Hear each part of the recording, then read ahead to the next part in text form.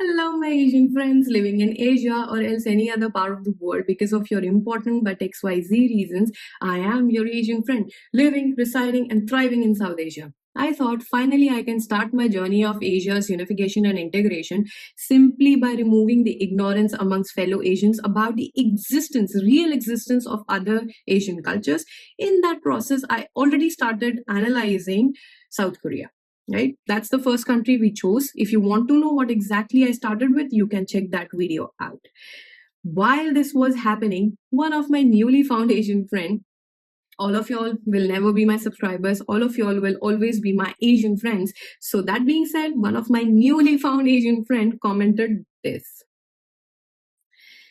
was the comment they left under my first ever video on this channel, where I explained the need for the existence of this channel, the gap we are trying to fill in, and the process we are going to follow as Asians to unite Asia and integrate Asia, right?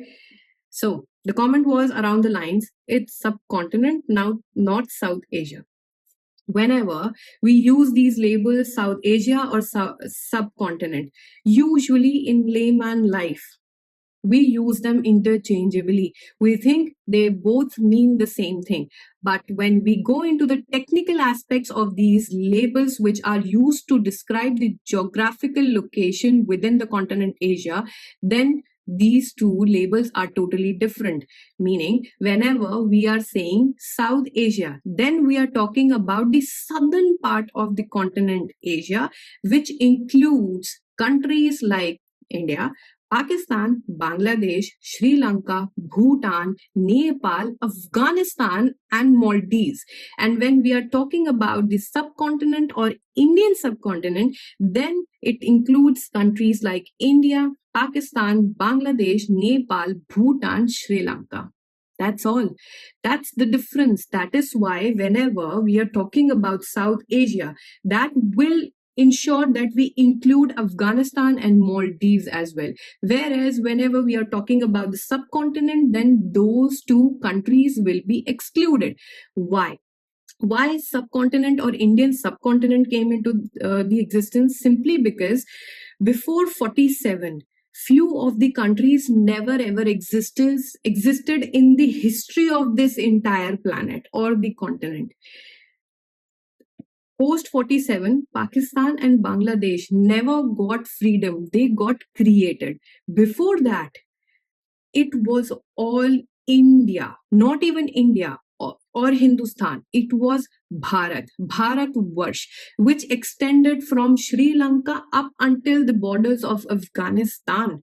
If you go before that, then maybe certain parts of Afghanistan also fell under Bharat, which we Indians already know. We call it Akhand Bharat. But post 47, these countries got created. But because before 47, this geographical land always used to be identified as Bharat, aka India. That's why the you can say the sea around it, or else the region was identified as Indian subcontinent, which excludes Afghanistan and Maldives. Whenever we are saying South Asia, that actually makes Afghanistan and Maldives inclusive, right? So that's the ignorance we Asians have amongst ourselves. Not the people from the subcontinent are also equally ignorant as the people from the east part of Asia, north part of Asia, or the west part of Asia. So this is the ignorance I wanted to enlighten you about. Moving forward, whenever someone is saying South Asia, now you know what exactly they mean. And whenever they're talking about the subcontinent or the Indian subcontinent, then you know what exactly they mean. South Asia is a bigger set, of which Indian subcontinent or subcontinent is a subset. If at all you are tackling South Asia, in turn you are actually tackling subcontinent as well. That's what the ignorance was, and I wanted to clear. And why exactly I researched about it and create this video? Because my Channel's existence is not just to remove the ignorance amongst the people of subcontinent who are also South Asians, but to remove the ignorance about the existence, not only our existence, but the existence of other Asian cultures. So in that process, if at all I will stick to subcontinent, then other people will be excluded, which will defeat our purpose. So the need for the existence of this channel to include as many Asians as possible, not just one type of Asians.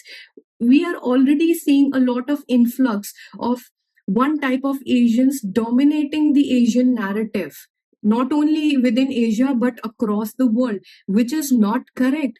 All of us look different. We have similar values, similar principles, and lifestyle, but still, so many of us don't even know that these fellow Asians are also equally Asians like us. So that's what the gap I wanted to fill in.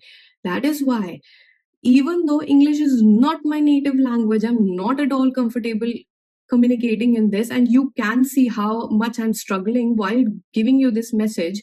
Still, I am sticking to explaining things in English because, call it fortunate or unfortunate, this one particular language which didn't even originate in our continent is the one which unites us truly. So many of us don't even know about other Asian languages which are spoken about, but this one language, English, which is somehow treated as a skill, not just language, is the one uniting us. So that's why I am creating continent in English, whereas my native is Hindi, right? So I am trying to fill the gap and remove the ignorance amongst all the Asians, not just people of subcontinent, because if you will isolate the several parts of the continent Asia, then East Asians are quite aware about their fellow East Asians. So we subcontinent people, South Asian people are somewhat aware about our existence. Not we are not as ignorant amongst our region of the continent Asia. But if you will talk about me or you as a some subcontinent person knowing the real culture of the East Asia or West Asia or North Asia, then we have so much of ignorance amongst us people who are the part of the continent Asia.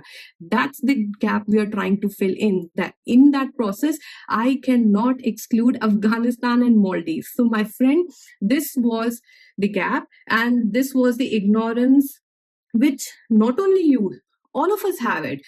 Up until certain point in time in my life, even I use these terms interchangeably because I thought, okay, these two mean the same thing, but they are actually different, and these different terms create different impact. So that's what I wanted to clarify.